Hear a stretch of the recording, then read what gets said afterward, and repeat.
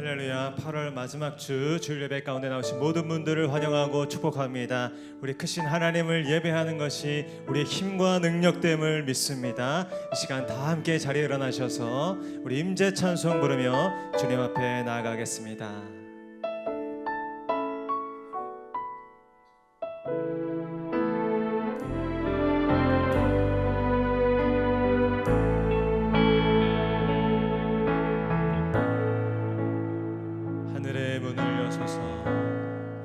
하늘의 문을 여소서 이곳을 주목하소서 주를 향한 노래가 꺼지지 않으니 하늘을 열고 보소서 이곳에 임재하소서 주님을 기다립니다. 기도의 향기가 하늘에 닿으니 주여 임재하여 주소서. 이곳에 오셔서 이곳에 앉으소서. 이곳에서 예배를 받으소서. 주님의 이름만이 오직 주의 이름만 이곳에 있음. 이곳에 오셔서 이곳에 앉으소서. 이곳에서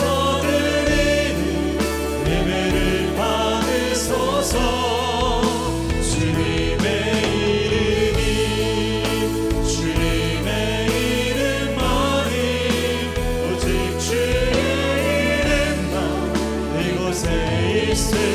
오직 주의 이름만 이곳에 있음. 오직 주의 이름만 이곳에 있습니다.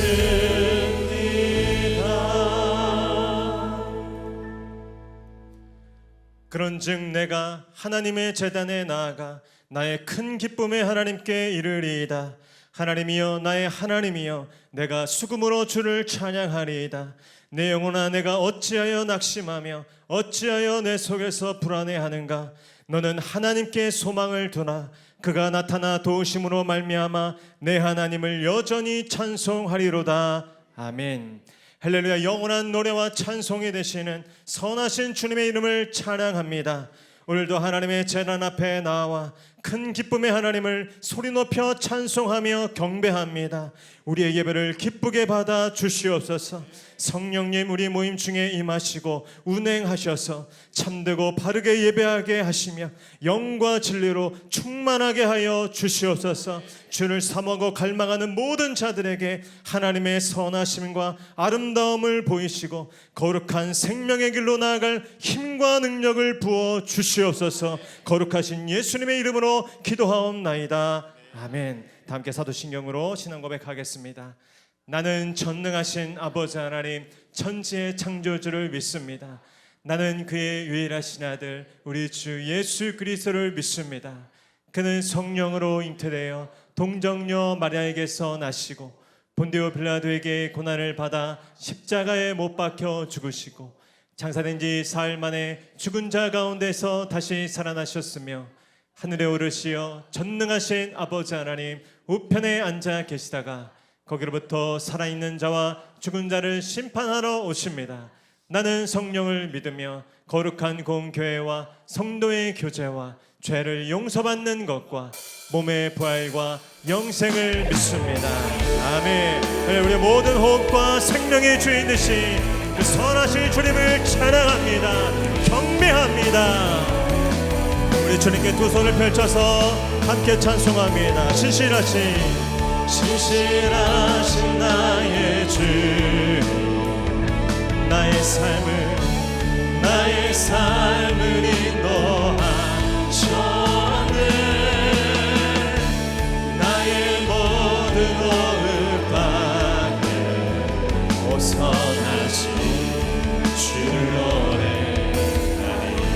사랑해요 사랑해요. 신실하신 나의 주님, 나의 삶 주님 안에 있네. 눈을 뜨는 아침부터 다 잠들기까지 오선하신 주를 노래하리. 신실하신 나의 주님, 신실하신 나의 주, 나의 삶을 인도하십니다. 나의 삶을 인도하셨네. 나의 모든 어긋 바에 오선하신 주를 노래하리. 2절입니다. 사랑해요 사랑해요. 나를 인도하신 주님, 고난 중에도 나와 함께 하셨네. 내 아버지 되시며 주 되신 주, 나의 삶 주님 안에 있네. 그 주님은 신실하십니다. 신실하신 나의 주님, 나의 삶을 인도하셨네. 나의 모든 어긋까지 오선하신 주를 노래. 우리 한 번 더. 신실하신 나의 주님, 신실하신 나의 주님, 나의 삶을 인도하셨네. 나의 모든 어긋까지 오선하신 주를 노래하리. 우리 선포합시다. 주님의 선하심이, 주님의 선하심 날 인도하시네. 주님의 선하심 날 지켜주시네. 주께 엎드려 나의 모든 삶 주님께 드리네. 주님의 선하심 날 인도하시네. 주님의 선하심, 주님의 선하심 날 인도하시네. 주님의 선하심 날 지켜주시네. 주께 엎드려 나의 모든 삶 주님께 드리네. 주님의 선하심 날 인도하시네.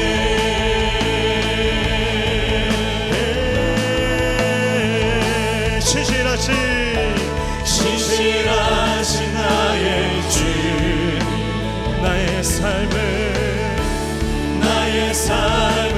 인도하셨네. 나의 모든 어긋 안에 오선하신 주를 노래하리. 오선하신 주를 노래하리. 오선하신 주를 노래하리. 선하신 주님, 인도하시는 주님 찬양합니다. 아멘. 우리의 삶을 완전한 길로 인도하시는 내 반석 되신 주님께 우리 기쁨으로 박수며 나아갑니다. 나의 반석, 나의 반석이신 하나님, 행하신 모든 것 완전하시네. 나의 생명 되신 하나님, 내게 행하신 내 찬양합니다. 신실하신 하나님, 실수가 없으신 좋으신 나의 주,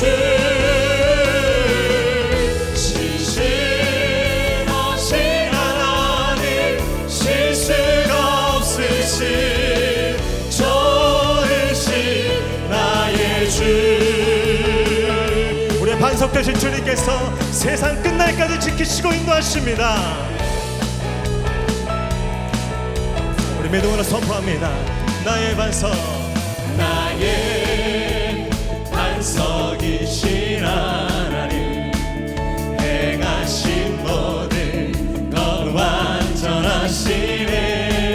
생명의 주인이십니다. 나의 생명 되신 하나님, 내게 행하신 늘 찬양합니다.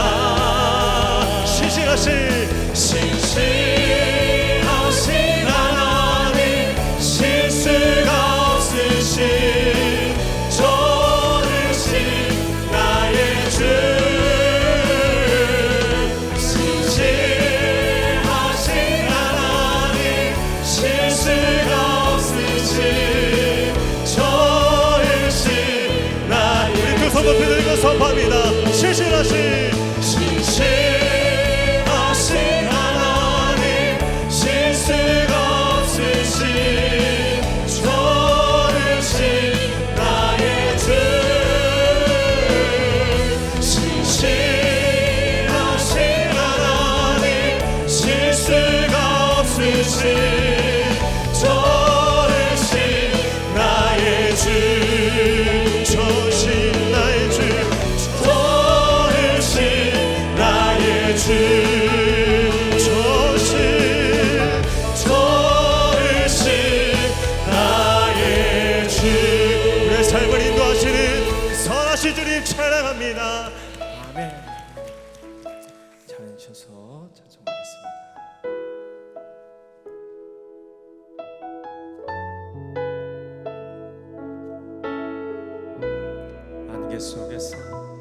안개 속에서 주님을 보내 아무도 없을 것 같던 그곳에서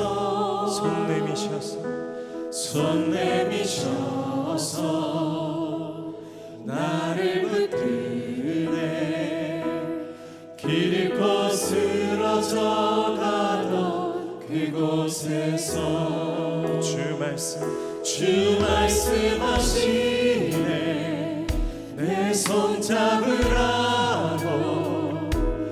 내가 곧 길이요 진리 생명이니 나 그 길을 보내. 주 예비하신 곳 다른 길로 돌아서지 않으리. 예수의 길, 그 좁은 길 나는 건네. 주 손 잡고 그 무엇도 두렵지. 주님 주신 약속 내게 있으리. 세상의 길, 그 험한 길 승리하네. 성령으로 그 무엇도 바라지 않네. 저 하늘에 우리의 소망 되신 주님께 우리 손 들고 찬양합니다. 예수의 길, 예수의 길, 그 좁은 길 나는 건네. 주 손 잡고 그 무엇도 두렵지. 주님 주신 약속 내게 있으리. 세상의 길, 그 험한 길 승리하네. 성령으로 그 무엇도 바라지 않네. 저 하늘에 내 소망 있으리 저 하늘에 내 소망 있으리.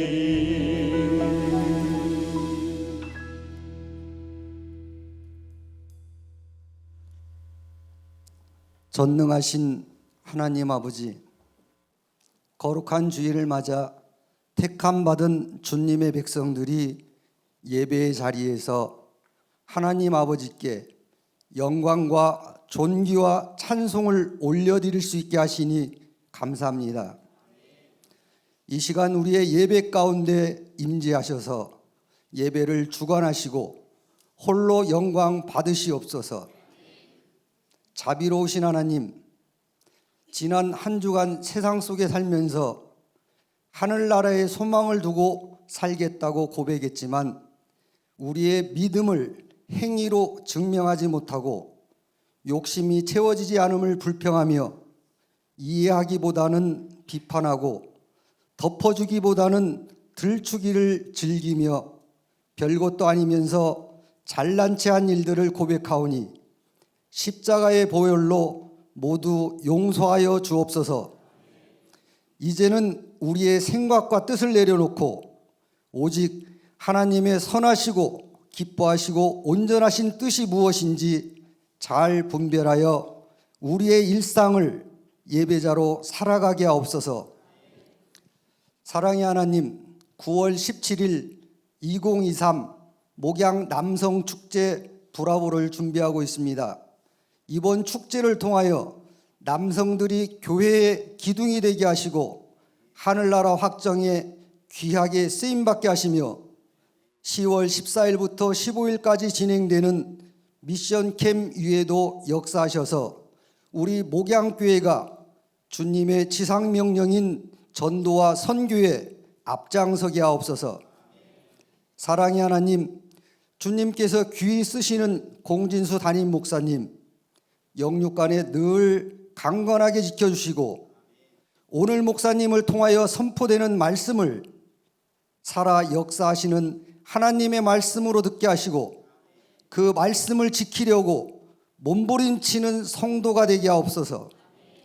사랑의 하나님, 이 시간 여러 가지 질병으로 고통 중에 있는 성도들에게 치유와 회복의 은사를 경험하게 하시고 소망을 잃고 신음하는 성도들에게 주님 주시는 기쁨을 맛보게 하옵소서. 찬양으로 영광 올려드리는 엘림 찬양대의 찬양을 기쁘게 음향하시고 오늘 예배를 위하여 여러 가지 모습으로 맡은 바 임무를 묵묵히 담당하는 성도들의 봉사와 헌신을 기억하시고 복내려 주옵소서. 예배의 모든 시간을 주님께 의탁하오며 예수님 이름으로 기도합니다. 아멘.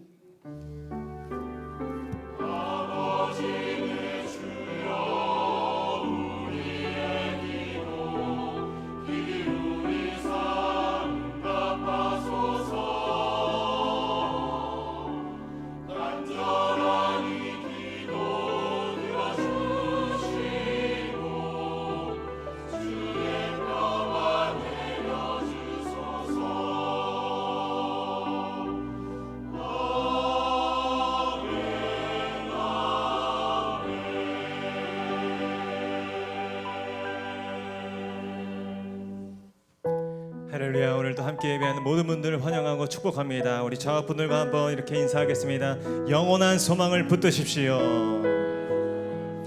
하늘 소망을 붙드십시오. 그 소망 가운데 우리를 일으켜 주실 줄로 믿습니다. 우리 손을 뻗어서 함께 축복하며 나아갑니다. 은혜의 주님이, 은혜의 주님이 우리를 축복하고 사랑의 주님이 함께 멀리 계신 분들께도 은혜의 주님이 우리를 축복하고 사랑의 주님이 함께 하시네. 아멘. 나의 삶도 주님께 드립니다. 은혜의 주님이 내 삶을 축복하고 축복하고 사랑의 주님이 함께 하시네. 아멘. 은혜의 주님이 내 삶을 축복하고 사랑의 주님이 함께 하시네. 주님이 세상 끝날까지 우리를 지키시고 인도하실 줄로 믿습니다. 아멘. 오늘 우리에게 주시는 하나님의 말씀은 사무엘하 5장 1절로 5절까지 말씀입니다. 구약성경 사무엘하 5장 1절로 5절까지 말씀 저와 한 절씩 교독하시고 마지막 절 함께 읽겠습니다. 제가 1절 봉독합니다. 이스라엘 모든 지파가 헤브론에 이르러 다윗에게 나와 이르되 보소서 우리는 왕의 한 골육이니이다. 곧 사울이 우리의 왕이 되었을 때에도 이스라엘을 거느려 출입하게 하신 분은 왕이시었고 여호와께서도 왕에게 말씀하시기를 내가 내 백성 이스라엘의 목자가 되며 내가 이스라엘의 주권자가 되리라 하셨나이다. 이에 이스라엘 모든 장로가 헤브론에 이르러 왕에게 나오매 다윗 왕이 헤브론에서 여호와 앞에 그들과 언약을 맺으매 그들이 다윗에게 기름을 부어 이스라엘 왕으로 삼으니라. 30세 왕위에 올라 40년 동안 함께 읽겠습니다. 헤브론에서 7년 6개월 동안 유다를 다스렸고 예루살렘에서 33년 동안 온 이스라엘과 유다를 다스렸더라. 아멘. 이제 찬양대 찬양과 광고 후에 공지수 목사님 나오셔서 다윗 이스라엘의 왕이 되다라는 제목으로 은혜 말씀 선포해 주시겠습니다.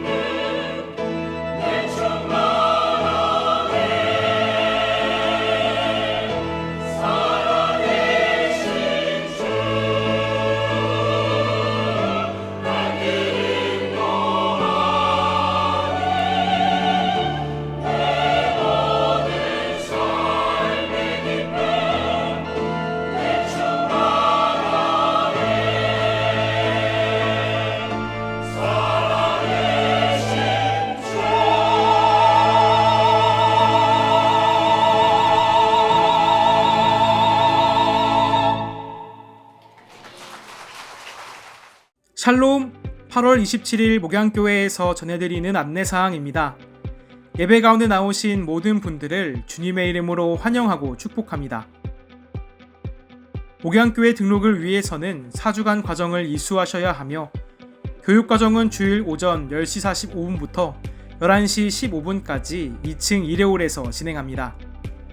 세가족으로 등록을 원하시는 분들께서는 예배 후 2층 1회홀로 오셔서 세가족 사역팀을 만나주시기 바랍니다. 오늘은 8월 마지막 주일입니다. 무더운 8월 한 달 동안 믿음의 경주를 힘써 달려오신 모든 성도님들에게 하나님의 크신 위로와 은총이 함께 하시길 축복합니다. 오늘 저녁 찬양 예배는 교회학교 여름행사 보고 및 아웃리치 보고 예배로 드립니다. 각 부서별로 영상과 PPT 자료 등과 함께 보고와 간증을 준비해 주시기 바랍니다. 9월 10일 오후 5시 찬양 예배 시 전체 교구 및 구역 연합개강 예배가 있으니 모든 교구 및 구역 식구들은 참석해 주시기 바랍니다. 저녁 찬양 예배 후 각 교구별로 모임을 가져주시고 미션캠에 대한 준비사항을 나누어 주시기 바랍니다. 2023년 2학기 교구 및 구역 개강은 9월 둘째 주일부터입니다. 9월 남성구역장 모임은 9월 9일 토요일 오전 10시 30분에 비전홀에서 교구별로 모이며 여성구역장 모임은 9월 12일 화요일 오전 11시 비전홀에서 시작합니다. 9월 17일 오후 찬양 예배 시 브라보 남성축제가 있습니다. 오늘 3부 예배 후 본당에서 준비 설명회가 있으니 교구에 속한 모든 남성구역장 분들께서는 참석해 주시기 바랍니다. 2023년 미션캠은 10월 14일 토요일부터 15일 주일까지 진행됩니다. 전체 23개 대상 교회를 선정하여 교구별로 사역을 준비하고 있습니다. 각 교구별로 미션캠을 위해 모임을 가져주시고 기도로 준비해 주시기 바랍니다. 교구별로 진행되는 23개 대상 교회가 아니더라도 개인적으로 섬기고 싶은 교회가 있으신 분들께서는 내용을 교회 사무실로 말씀해 주시기 바랍니다.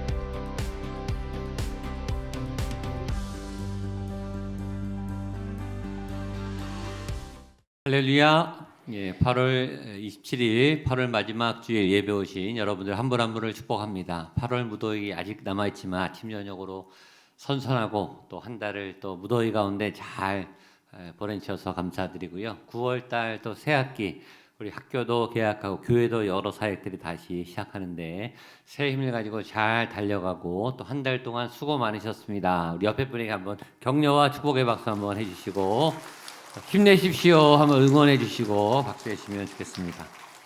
한 달 한 달 사는 게 하루하루가 기적과 같습니다.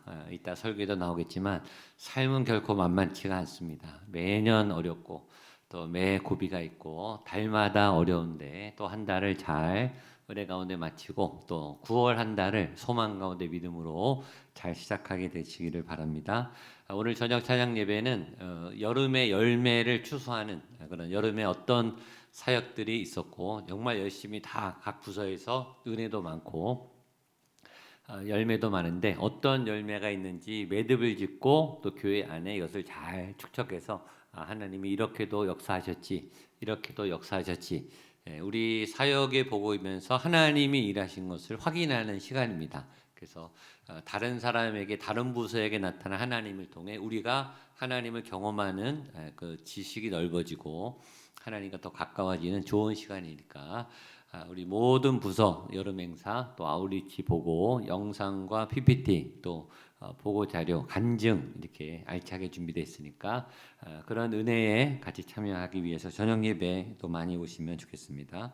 9월 17일 날 남성 브라보 축제가 있습니다. 우리가 5월에 여성 애제 집회, 우리 여성들을 위로하는 그런 집회를 했는데 남성들도 위로를 받아야 될 사람이 많고 40대, 50대, 60대 이렇게 외로운 열심히 일을 하는데 위로할 데가 없는 어디 이렇게 오라 그러지 않으면 내가 찾아가기가 좀 뻘쭘한 가정에서도 그렇고 직장에서도 그렇고 교회에서도 그렇고 예배는 오는데 와서 인사할 사람이 없고 밥 먹을 사람이 없는 그런 의외로 소외된 그런 외로운 남성들 아버지들을 결집해서 우리가 함께 위로하고 네트워크를 만들고 공동체를 만들려고 합니다. 그 기점이 브라보 축제를 중심으로 오늘 3부 예배 후에 준비위원들이 잘 모이셔서 구석구석 본인이 참석 안 하겠다 그러면 어쩔 수 없지만 그러나 그런 모임을 원하는데 계기나 기회가 없어서 그런 분들 저희들 잘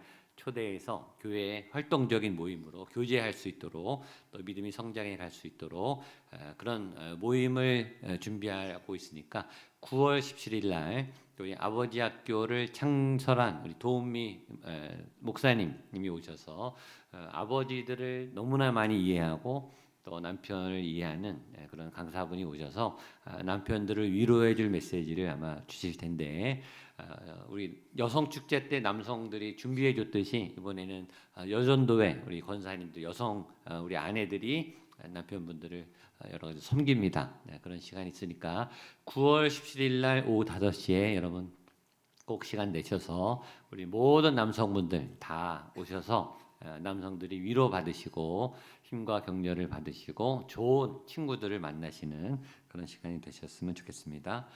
저희 교회는 매년 미션 캠이라고 전교인 선교를 합니다. 전교인 선교를 하려면 저희 교회 문을 닫아야 다 나가시니까 그다음에 저희 교회 예배가 대부분은 없습니다. 다 없습니다. 11시 반 예배 한 번만 있고 교회 학교도 없고 또 뭐 봉사도 없고 주차도 없습니다. 다 나가실수록 좋습니다. 여기 안 오실수록 좋습니다.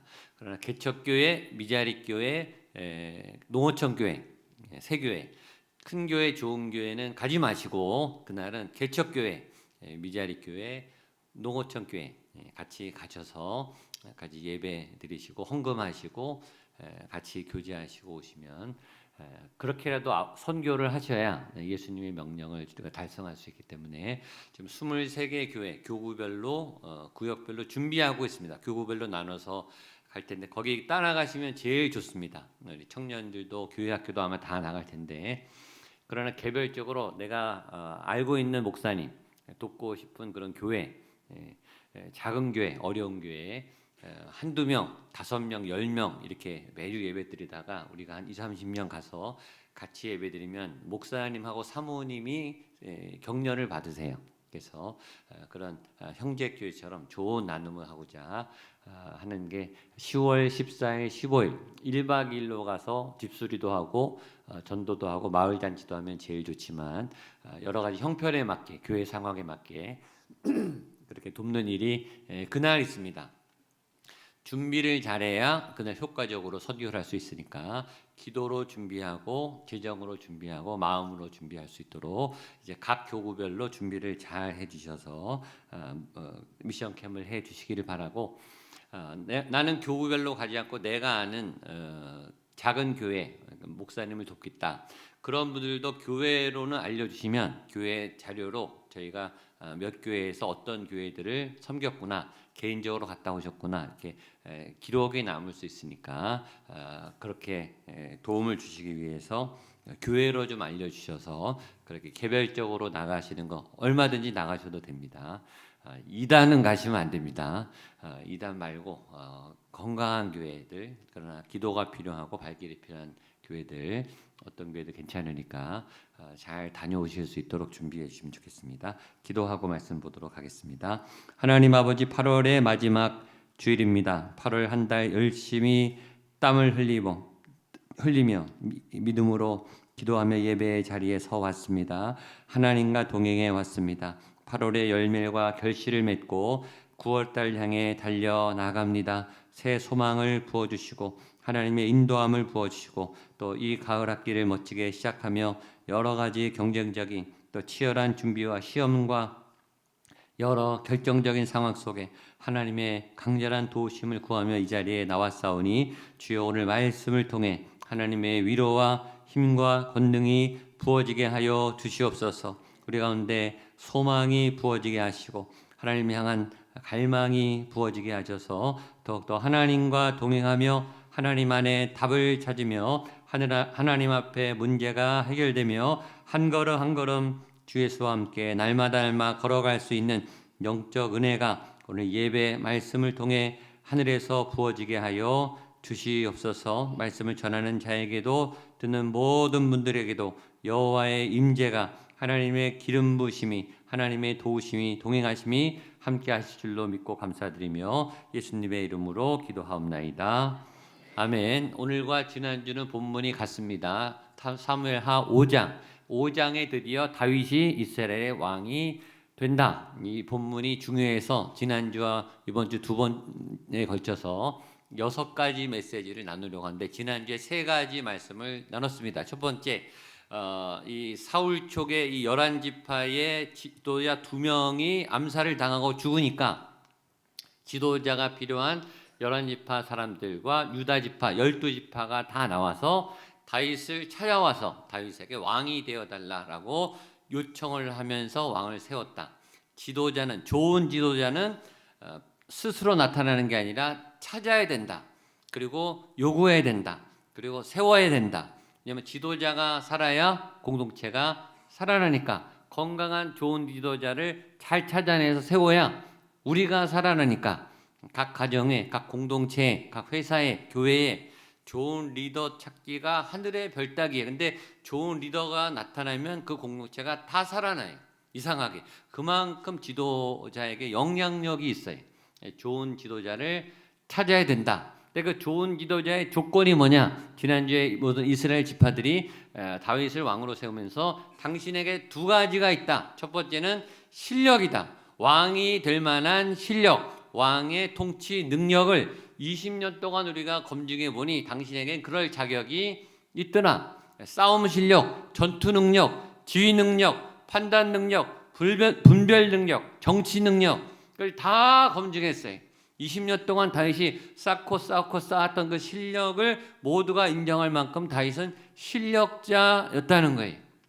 실력을 잘 키우는 거.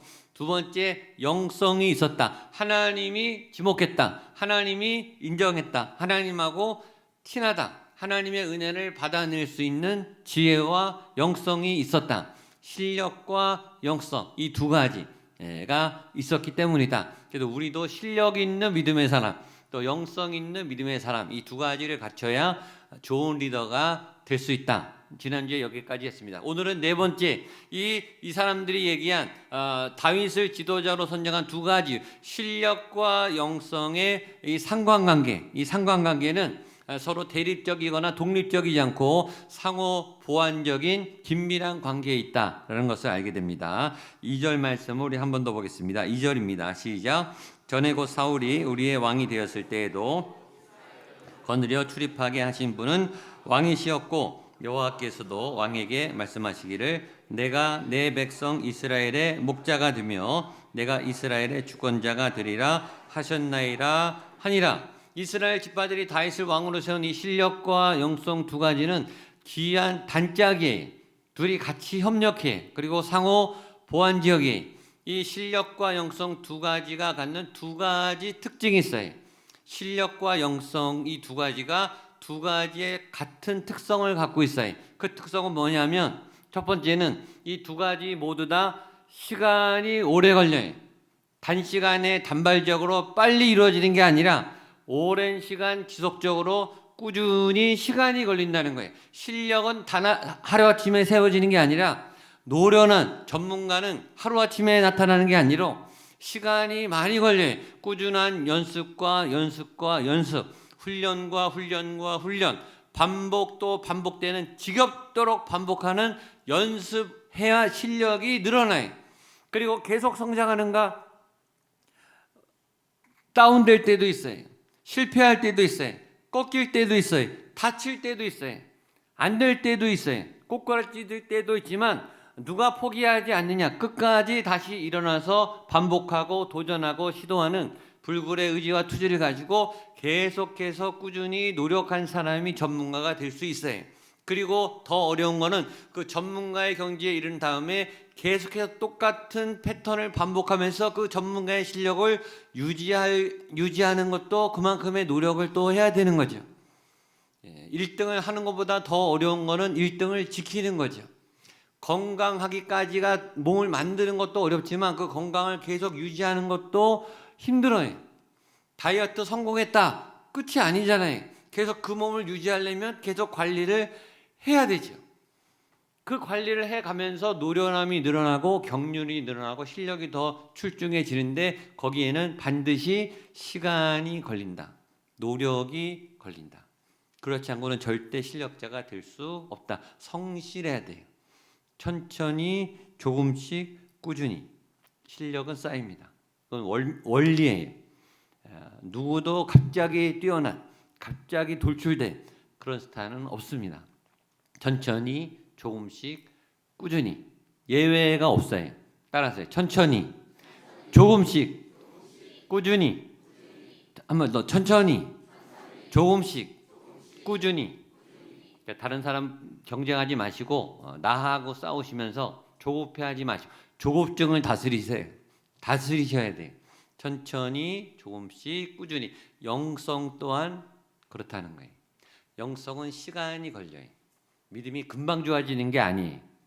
금방 예수님을 만나서 기도하는 분의 그 기도하고 10년 이상 믿음이 쌓이고 기도가 쌓인 분의 기도가 같을 수가 없어요. 기도의 깊이, 영성의 깊이는 차이가 나요. 최근에 성령 체험을 하고 막 불받고 뜨거워서 열심히 예배를 참여하는 분들의 믿음도 좋지만 오랫도록 예배 자리를 지키고 10년, 20년 꾸준히 봉사하고 기도하고 말씀 보고 예배한 분의 영성의 깊이를 지금 최근에 은혜 받은 분이 따라갈 수가 없어요. 하나님은 우주보다 크신 분이시라고요. 한계가 없이 넓어요. 하나님 이해는 굉장히 깊다고요. 몇 번의 체험을 가지고 어떻게 하나님을 다 이해할 수 있겠어요? 영성은 하나님을 알아가고 하나님과 친해지고 하나님과 교제하는 거예요. 그 깊이는 시간이 걸린단 말이죠. 어떤 분은 무신론자가 성경 한 번 읽고 나 한번 성경 읽었어. 나 하나님 안 믿어. 하나님 이해가 안 돼. 성경에 이해를 못 하겠어. 말이 안 돼. 모순이 너무 많아. 그 성경을 안 믿겠다는 거예요. 성경 한번 읽었다 이거죠. 성경은 수천 년 동안 수천 명, 수만 명의 세계 석학 똑똑한 천재들이 이 성경을 지금도 파고 연구해도 풀리지 않은 오묘하고 신비한 책이라고요.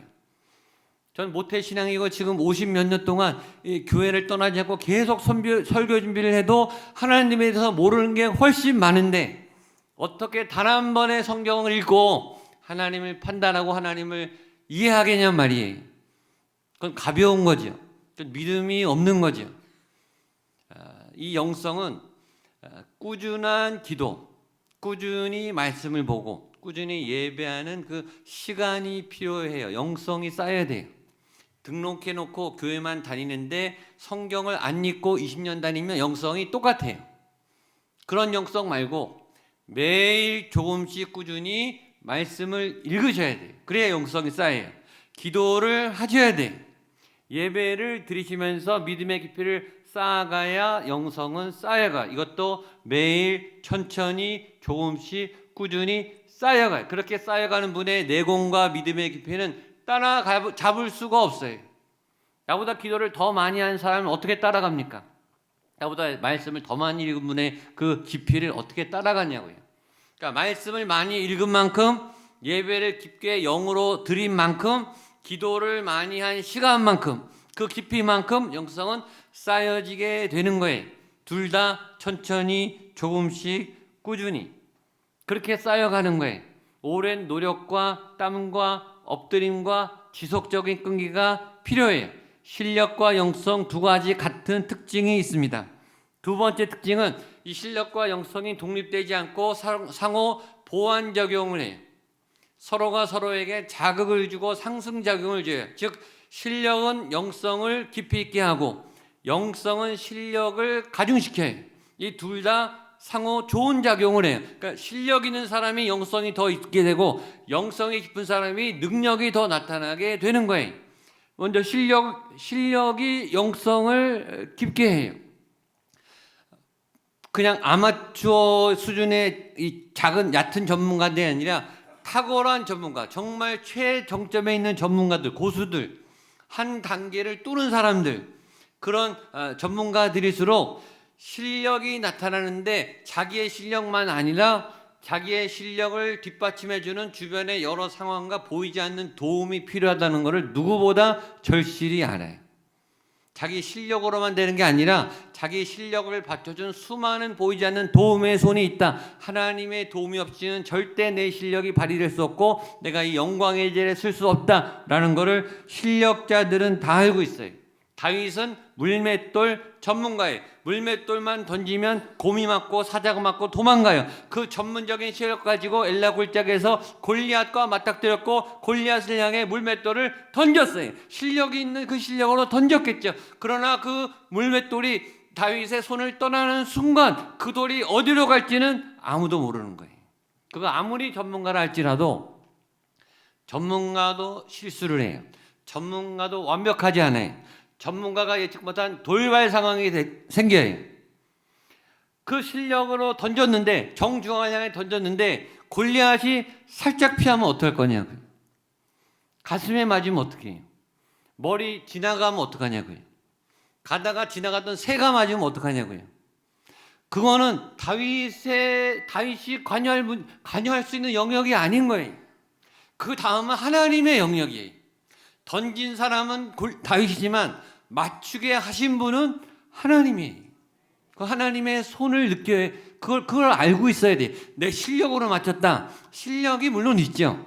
그러나 실력을 받쳐준 그 상황은 그건 하나님의 손 안에 있는 거예요. 손흥민 선수가 손흥민 존에 들어가면 골을 잘 넣어요. 골키퍼도 잘 못 맞고 수비를 뚫고 기가 막히게 컵으로 골이 구석에 딱 들어가요. 손흥민 존에 들어가면.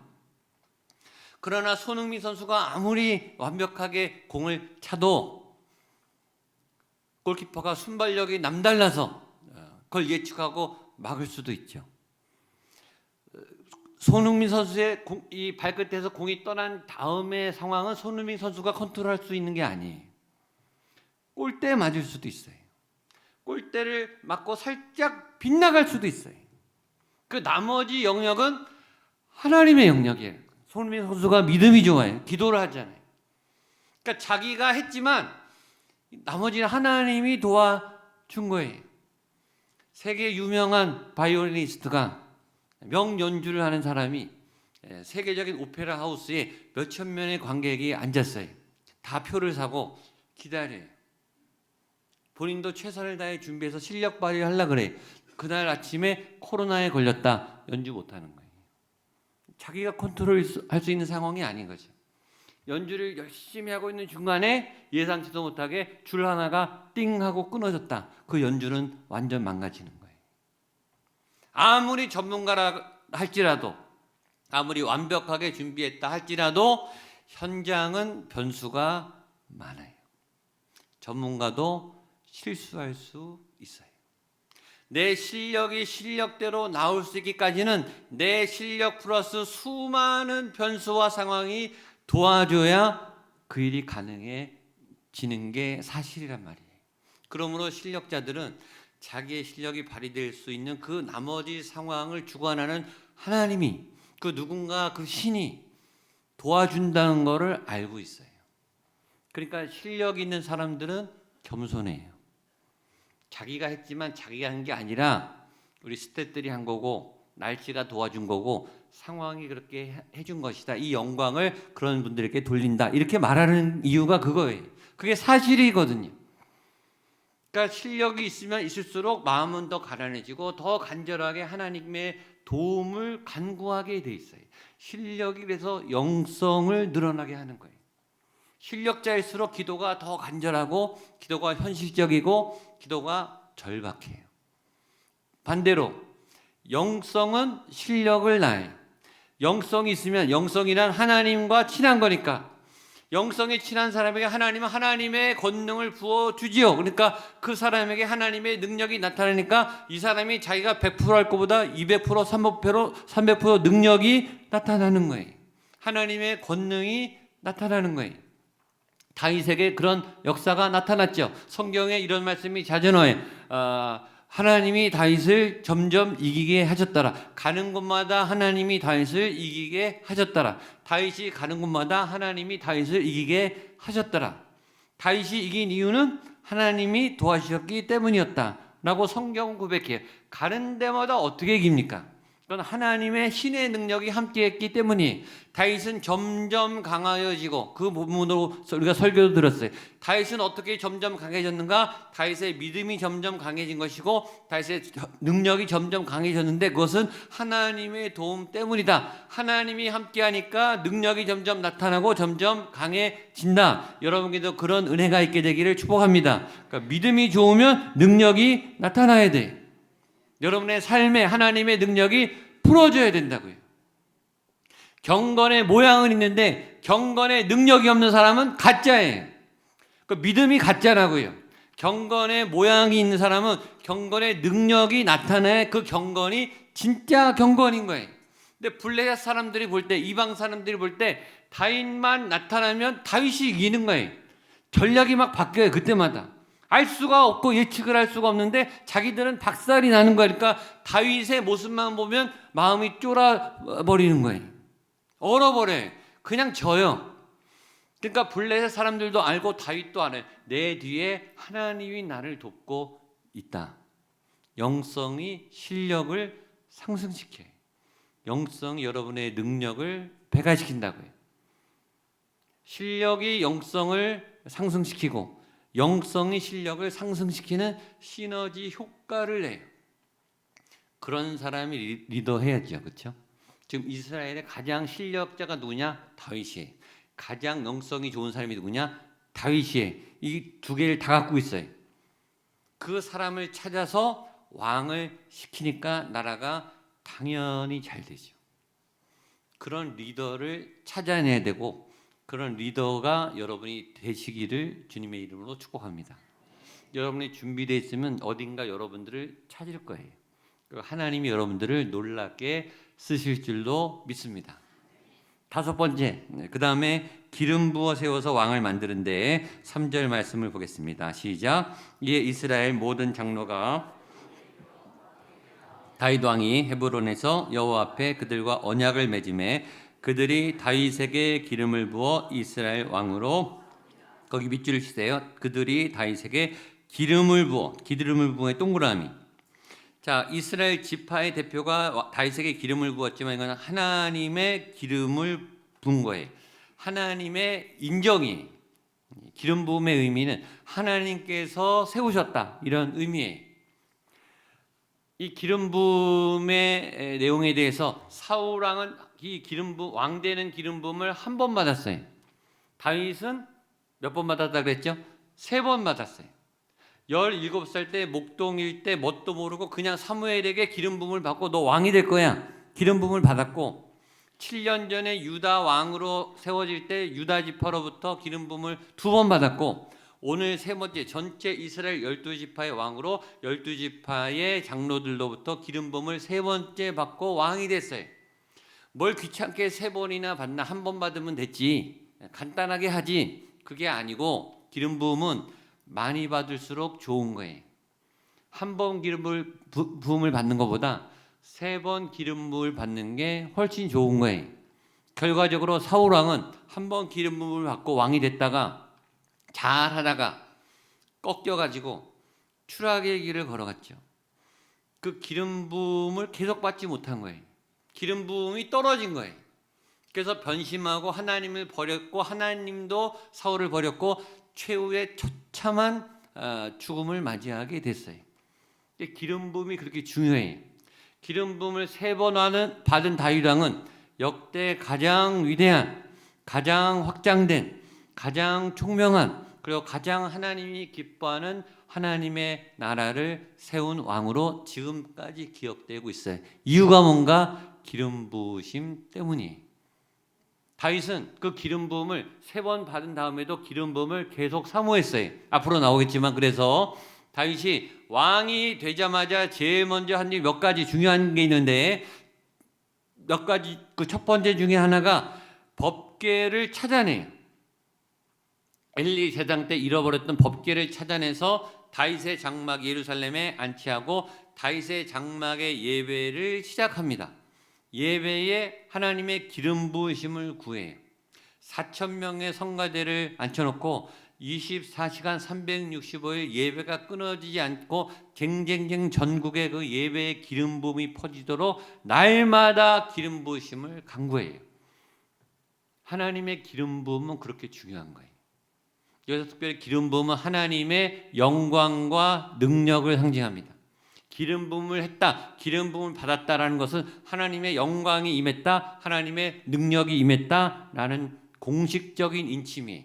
하나님의 영광은 뭔가? 영광이 뭐예요? 간단하게 말하면 아름다움.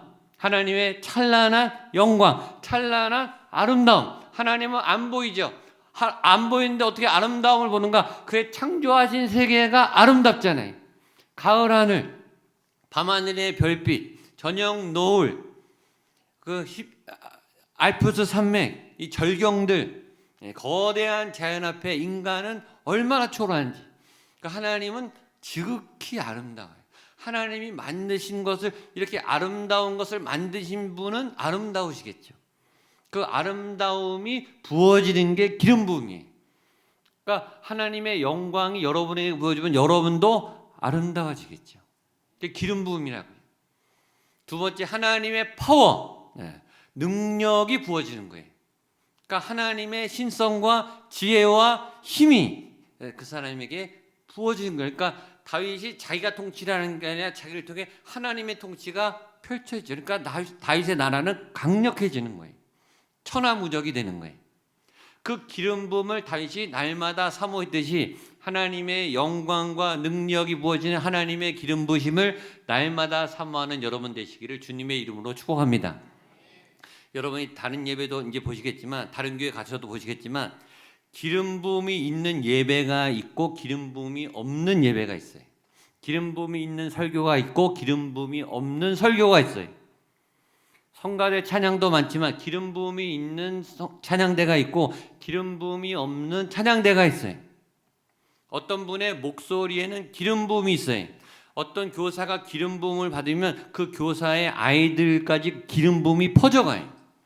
그 반은 부흥이에요. 지도자에게 기름 부음이 있는가 없는가에 따라서 그 공동체에 기름 부음이 있는가 없는가가 달라져요. 그걸 사람이 느낀다고요. 저 사람 뒤에 하나님의 아우라가 있는 거예요. 하나님의 기름 부음이 흐르는 거예요. 뭔가 하나님께서 역사하시는 손길이 막 느껴지는 그런 자리에 가야 되겠죠. 그게 기름 부음이에요. 그 사람에게 기름 부음이 부어지면 그 기름 부음은 이렇게 흘러나가요. 다른 사람에게 퍼져나간다고요. 하나님의 영광이 퍼져나가고 하나님의 능력이 퍼져나가서 이게 전이가 돼요. 그러니까 그 지역과 주변이 기름 부어지는 거예요. 그 기름 부음을 날마다 사모하는 여러분 되시기를 축복합니다.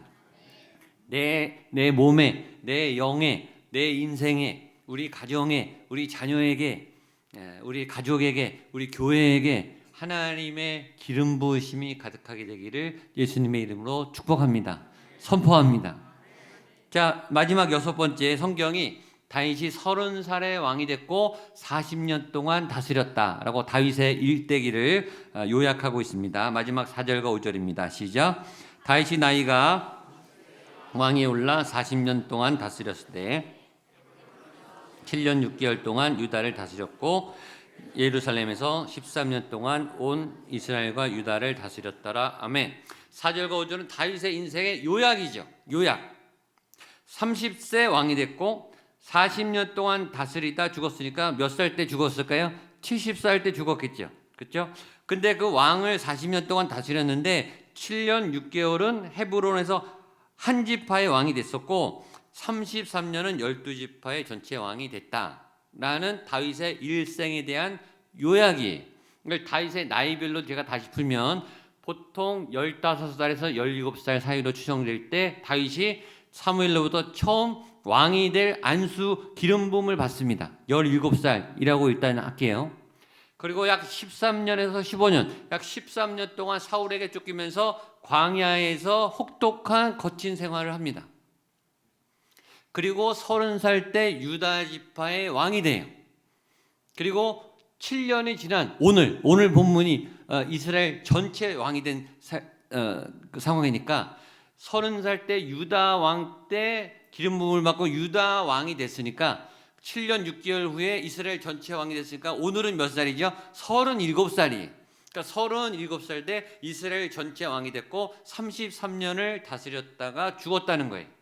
그러니까 17살 때 처음 기름 부음을 받고 30살 때 부분적인 왕이 되고 37살 때 이스라엘 전체 왕이 돼서 20년 만에 왕이 됐고 33년 동안 전체 나라를 통치하다 죽었더라. 그 얘기 안에 중요한 두 가지 메시지를 우리는 찾아낼 수 있습니다. 첫 번째, 다윗의 인생은 순탄하지 않았다는 거예요.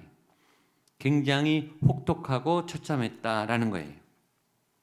다윗은 굉장히 고생을 많이 했어요. 20년 동안 광야와 도망자에 쫓기는 삶을 살았어요. 시편에 보면 그가 얼마나 거칠고 얼마나 두렵고 얼마나 외로운 20년을 보냈는지가 혹독하고 처참한 그의 고백이 나옵니다. 다윗은 믿음이 좋았어요. 다윗은 성품도 좋았어요. 다윗은 실력도 좋았어요. 다윗은 하나님을 사랑했고 하나님도 다윗을 사랑했어요. 그런데 하나님은 그 사랑하는 다윗을 편애하셔서 쭉쭉 엘리트 코스로 잘 되게 진급하게 하신 게 아니라 아예 17살 때 광야로 아예 던져버리세요.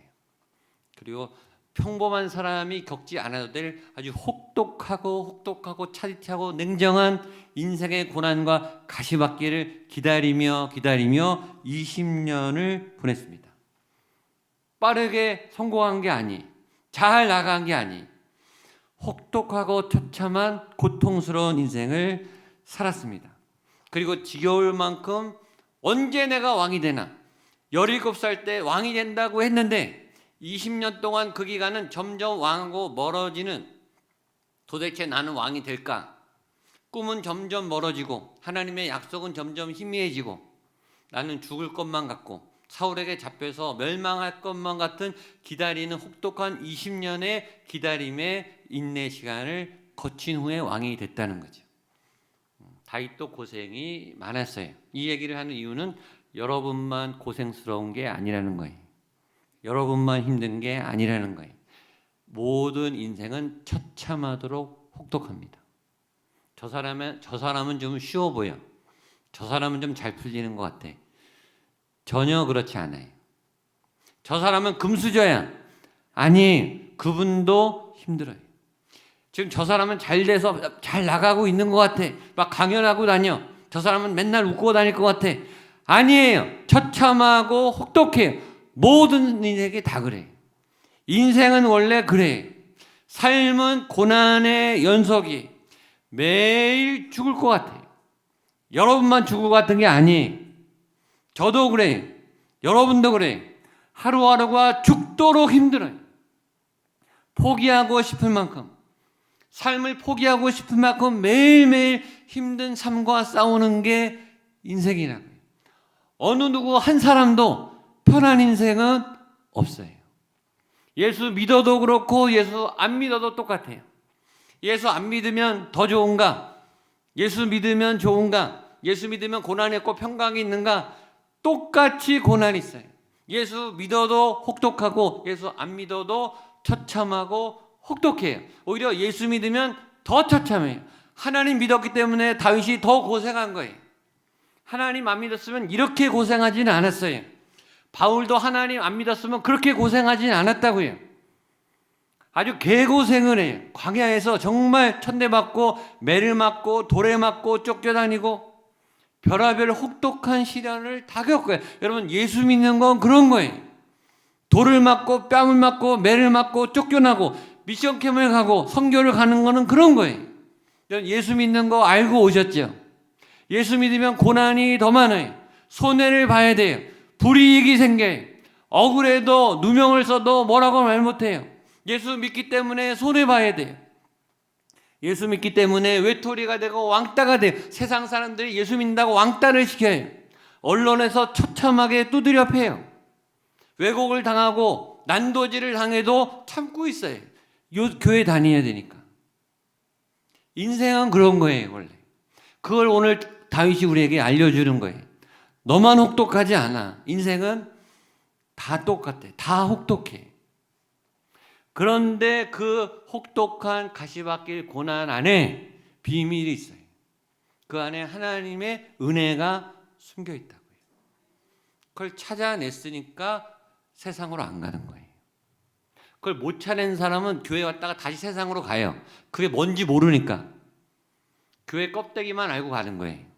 근데 하나님을 만나면 다시는 안 돌아가요. 근데 진짜 하나님 만난 사람이 더 개고생을 하는데 절대 안 돌아가요. 어차피 세상 나가도 고생이거든요. 근데 여기는 은혜가 있어요.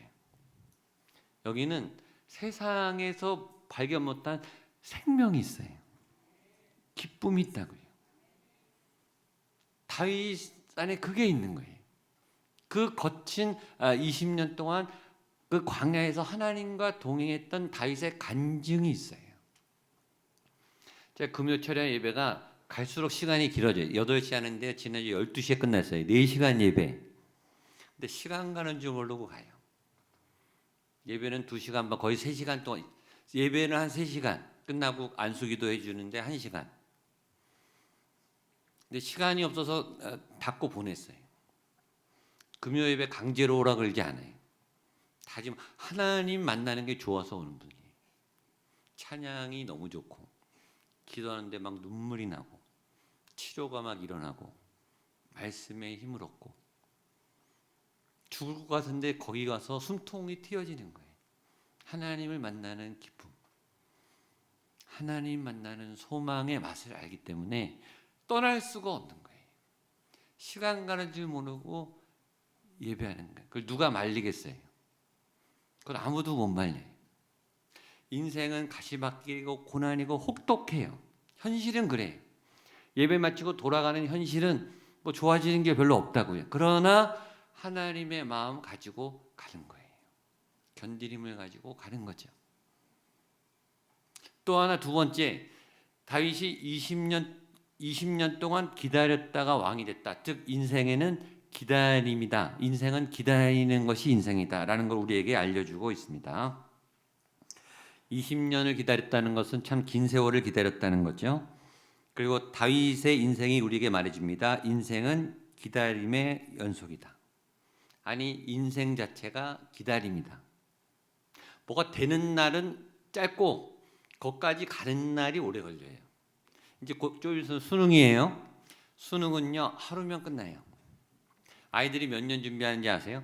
최소한 10년 준비해요. 초등학교 3학년 때부터 준비한다고요. 과외 학원 다니기 시작하는 데가 그때예요. 10년 기다려서 하루 시험에 끝나요. 10년의 인생이 더 길죠. 인생이 그거예요. 대학 갔어요. 그럼 끝나는가? 대학 생활은 누리겠죠. 그러나 그 다음 기다림이 또 기다리고 있어요. 취업을 준비해야 돼요. 진학을 준비해야 돼요. 인생은 기다림이죠. 자, 다윗이 20년 동안 왕이 기다리다가 드디어 왕이 됐어요. 다 됐다. 왕 됐으니까 됐다. 되긴 뭐가 돼요? 사울이 망가뜨린 이 엉망진창 이스라엘을 다 복구시켜야 될 일이 산더미예요, 지금. 하나님의 거룩한 나라를 세우기까지 계속 기다리면서 열심히 살면서 또 가야 되는 거예요. 계속 기다려야 돼요. 인생은 그런 것이다 라고 우리에게 알려주죠. 그래서 그 기다림을 받아들이고 그 기다림을 잘 보내는 것이 믿음이에요. 사랑이 있으면 잘 기다릴 수 있어요. 탕자 아버지가 아들을 계속 기다렸죠. 오는 날은 딱 하루예요. 근데 수년을 기다려요. 온 다음에 해결됐을까요? 네. 이 망나니 아들이 하루아침에 바뀌었겠냐고요. 취직시켜야죠. 결혼시켜야죠. 또 계속 기다리는 거죠. 기다림이 사랑이, 기다림이 인생이. 어떤 목표를 이루는 그 순간까지 가지만 그러나 그 안에 기다림의 내용의 인생을 잘 보내시는 게 우리의 대부분의 인생의 과제입니다. 그래서 여러분들은 기다림하고 친해지셔야 돼요. 기다림의 시간을 지혜롭게 하나님과 잘 동행하는 내용을 보고 하나님이 그걸 보세요. 결과보다 그 내용 과정을 보신다고요. 그 과정을 하나님과 알차게 잘 보내시면 열매가 좋게 나오게 될 줄로 믿습니다. 오늘 다윗처럼 실력과 영성을 잘 겸비하시고 이것의 상승작용을 잘 흐름을 타시고 잘 기다리시고 목표를 이루시고 또 잘 기다리셔서 그 다음 스텝을 밟아 나가시는 믿음의 사람들 되시기를 축복합니다. 기도하시겠습니다. 하나님 아버지, 잘 기다릴 수 있는 믿음, 실력과 영성을 겸비한 믿음의 사람 될 수 있도록 주님 인도하여 주시옵소서. 예수님의 이름으로 기도합나이다. 아멘. 자리에 일어나셔서 우리 모든 것이 은혜입니다. 찬송하시겠습니다.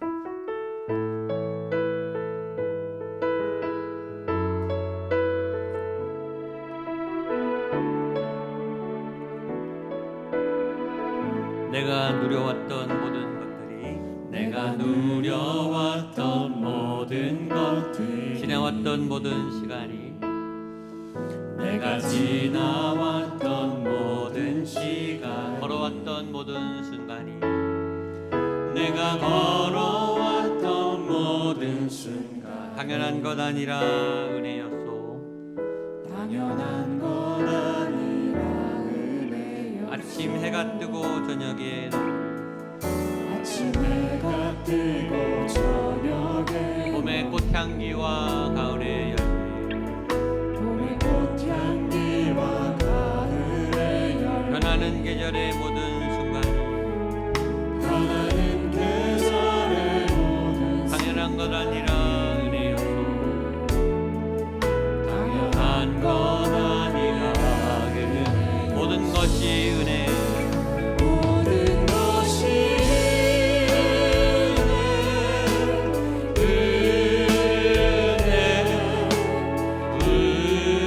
한없는 은혜 한없는 은혜 세상에 당연한 것 하나도 없었던 것이 모든 것이 은혜였소.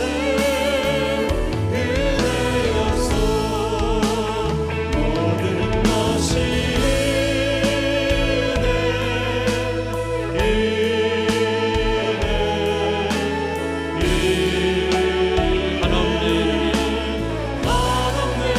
내 삶에 당연한 것 하나도 없었던 모든 것이 은혜 모든 것이 은혜였소. 모든 것이 은혜 모든 것이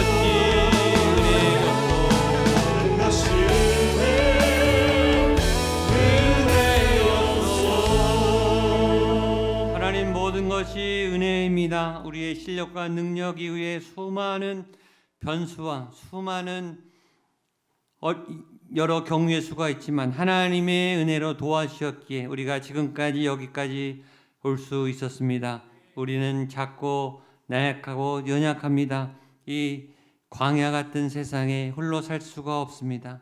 순간순간 하나님의 은혜를 먹고 하나님의 말씀을 먹고 매일매일 천천히 꾸준히 조금씩 하나님의 임재 앞으로 하나님의 놀라운 기름 부으심 앞으로 나아간 그 걸음을 복되게 하시고 하나님의 기름을 부어 주시옵소서.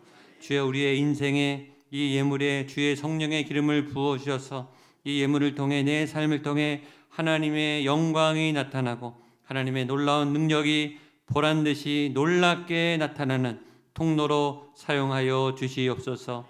하나님 이제 여름을 마치고 가을 학기가 시작됩니다. 새 학기가 시작됩니다. 수능이 다가오고 있습니다. 하나님 오랫동안 준비한 그 모든 실력과 그 모든 능력들을 잘 발휘할 수 있도록 끝까지 컨디션을 잘 조절하게 하시고 지혜와 명철과 총명함을 더하셔서 믿음의 가정의 자녀 손들이 하나님 앞에 아름답게 쓰임받을 수 있도록 주님 그 앞길을 예비하여 주시옵소서. 취업을 준비하며 결혼을 준비하며 이직을 준비하며 하나님께 많은 기도 제목을 올려드리며 기도하는 각 가정마다 하나님의 놀라운 시온의 대로가 활짝 열린 문의 복이 부어지게 하여 주시옵소서. 재정의 문이 활짝 열리기를 원합니다.